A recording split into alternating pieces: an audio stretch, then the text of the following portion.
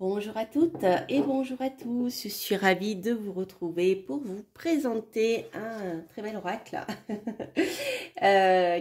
qui m'a tapé dans l'œil en fait. Il s'agit de l'oracle doré de Nostradamus aux éditions Intuitives, donc de la collection Lo Scarabeo. Donc il était déjà sorti en anglais. Je crois, et certainement dans d'autres langues aussi, mais en tout cas en anglais c'est sûr. Et là, voilà, il vient de sortir en français aux éditions Intuitives. Alors, je vais me rapprocher un petit peu pour que vous m'entendiez bien. Voilà. Alors, je vais faire rapidement une présentation des cartes sous mode de flip-through, vous allez voir. Donc, il y a 30 cartes. Et puis, on va regarder le livre qui est assez succinct. Et pour voir comment vous pouvez travailler avec cet oracle, un petit peu l'ambiance des écrits du livret, je vais faire un tirage à deux choix. Donc le premier, ça sera avec l'œuf œil de tigre. Et le second, ça sera le jaspe rouge. Alors vous pouvez tout à fait choisir juste une pierre pour une carte. Et vous pouvez également, si vous avez plusieurs questions, choisir une pierre par question. Voilà.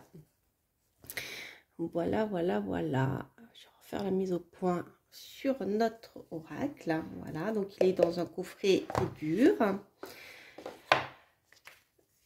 Après, voilà, le livret qui fait une cinquantaine de pages. Et les jolies cartes qui sont vraiment très belles.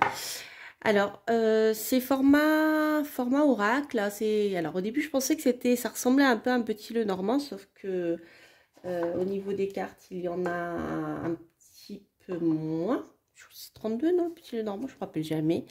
Voilà, donc là, ici, il y a 30 cartes. Et en fait, les cartes sont pas format petit Lenormand, elles sont format oracle normal, en fait. Voilà.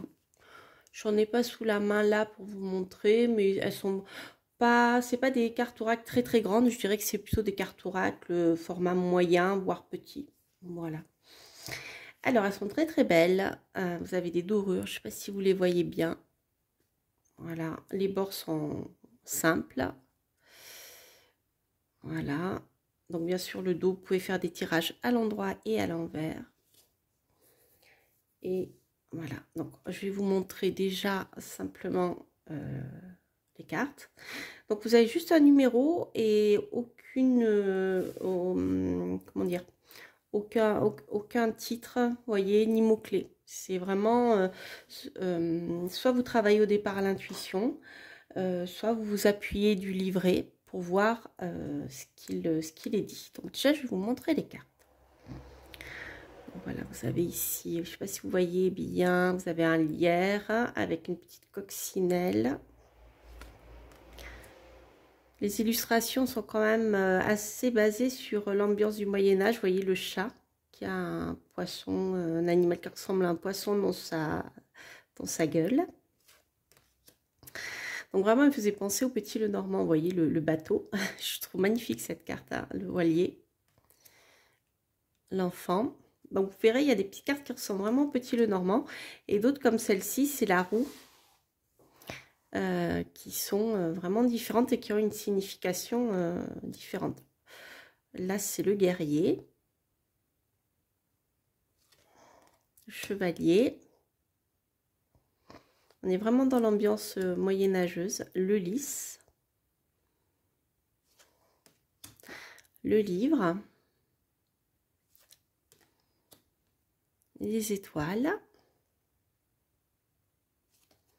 Je ne sais pas si vous voyez bien. Ici, vous avez les signes du zodiaque autour. Ici, c'est... Je ne me rappelle plus. Je crois que ça en dirait un bouffon. Vous voyez, celui qui fait des animations pour le roi. Je vous dirai ça plus précisément tout à l'heure. Alors, l'arbre, comme dans le petit Lenormand.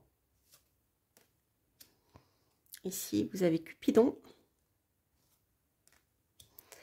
Ici, vous avez le bol de cerise. L'arbre. Ah, tout à l'heure, c'était pas l'arbre, alors c'était l'étoile. Bon, on verra.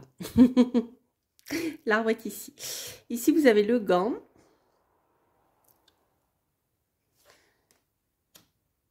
Alors là, ce sont des animaux. Vous avez le lion, vous avez un serpent. Et puis, ça, je sais pas trop. Je crois que c'est plutôt le serpent, en fait. Vous voyez, c'est très particulier, hein. Les poissons. La cigogne.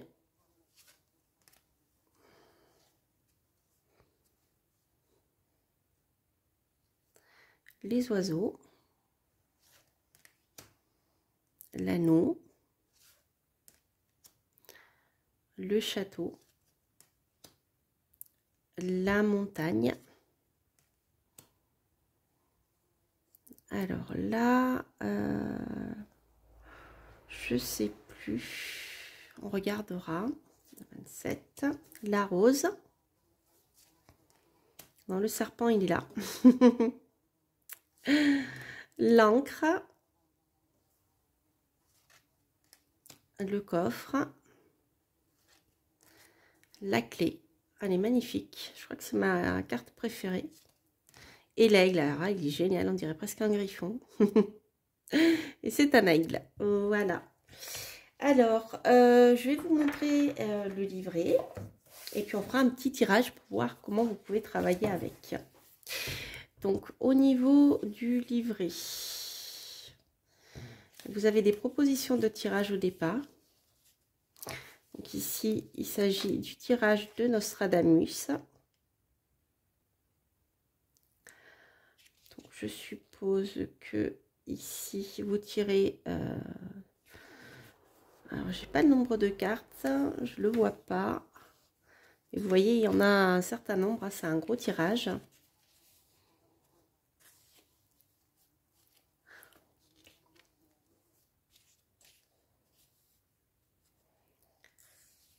Voilà.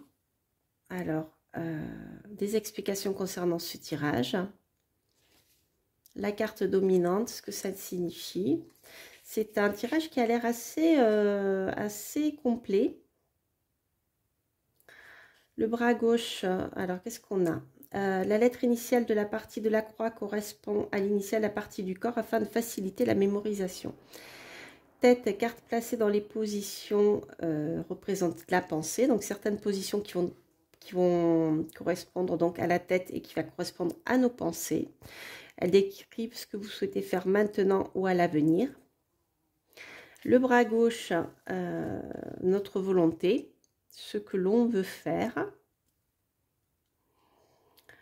Les cartes révélées dans cette position peuvent aussi suggérer ce qui est mauvais pour nous.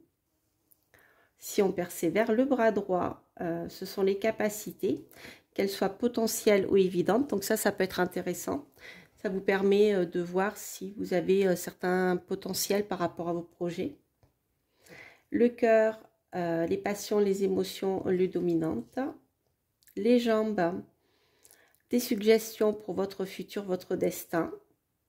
La direction que les événements pourraient prendre ou vers laquelle vous devriez vous diriger afin d'agir en conformité avec les lois du monde.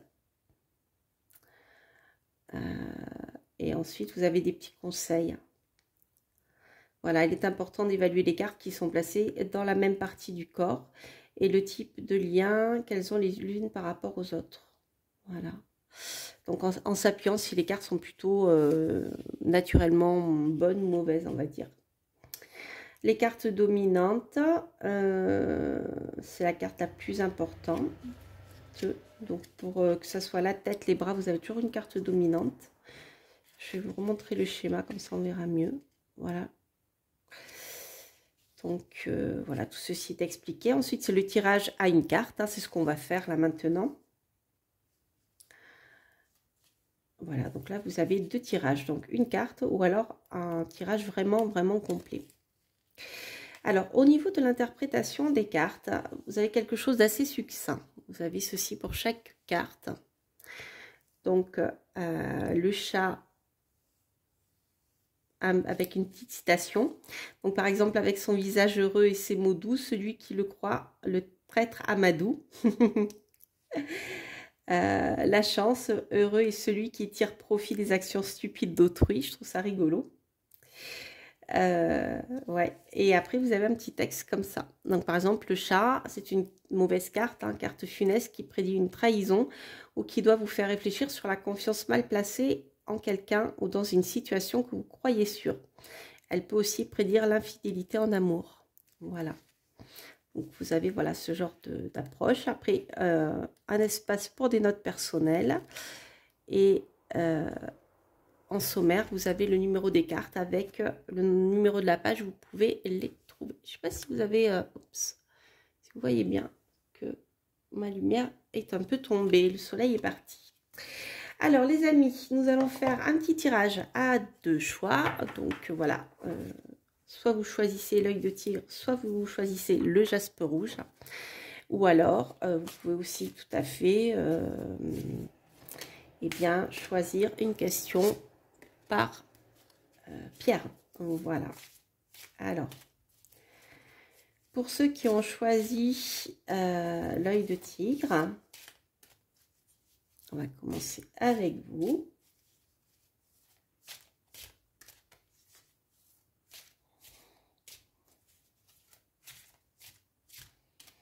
Et ceux qui ont choisi le jaspe rouge, c'est pareil. Alors,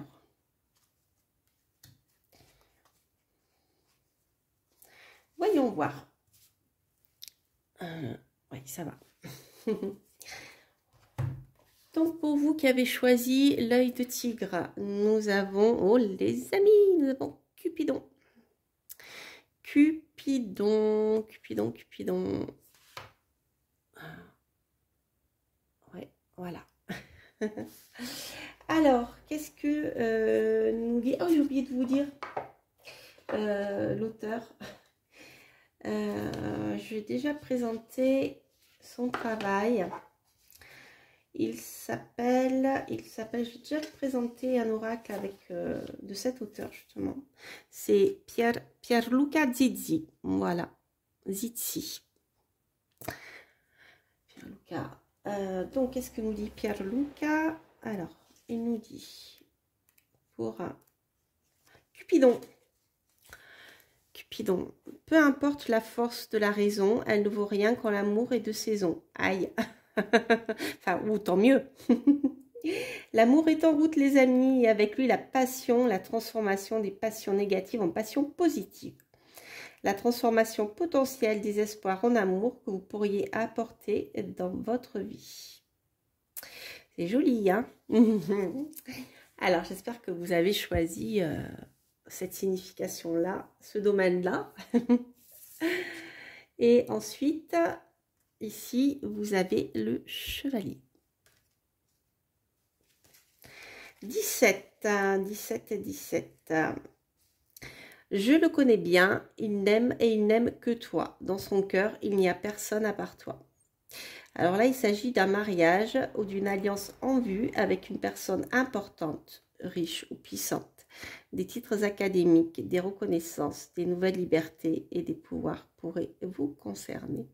Donc ça peut être intéressant si vous avez fait un tirage avec 2 personnages, par exemple.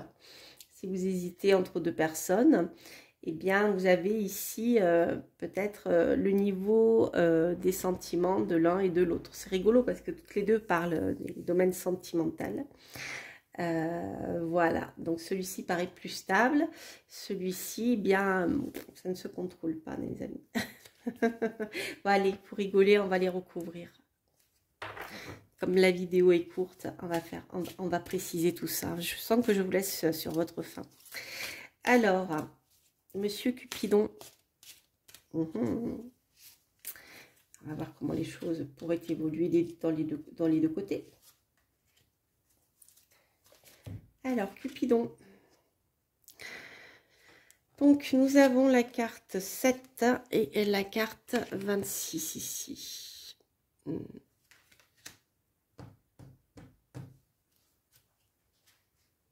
Alors, la carte 26, qu'est-ce qu'elle nous dit?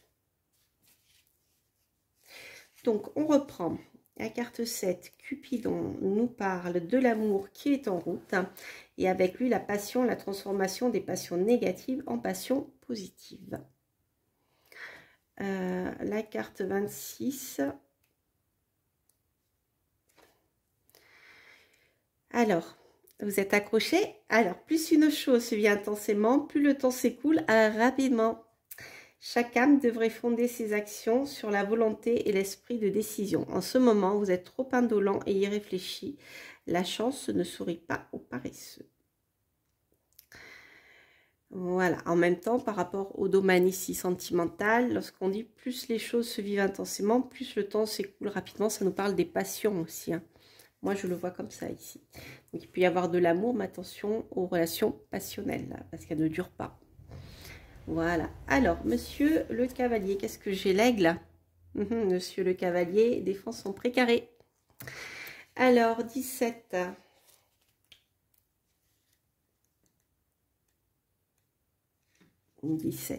Donc, le cavalier, je le connais bien et il n'aime que toi. Dans son cœur, il n'y a personne à part toi.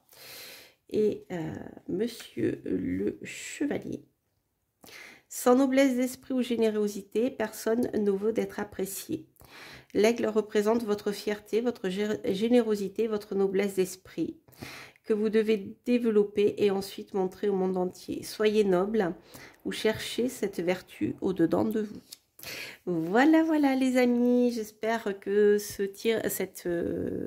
flip through, on va dire, guidance vous aura plu. N'hésitez pas à liker, à vous abonner si vous passez par là et à commenter bien sûr si ce tirage résonne en vous. Quant à moi, je vous embrasse et je vous dis à très très bientôt pour de prochaines guidances. Portez-vous bien, bye bye.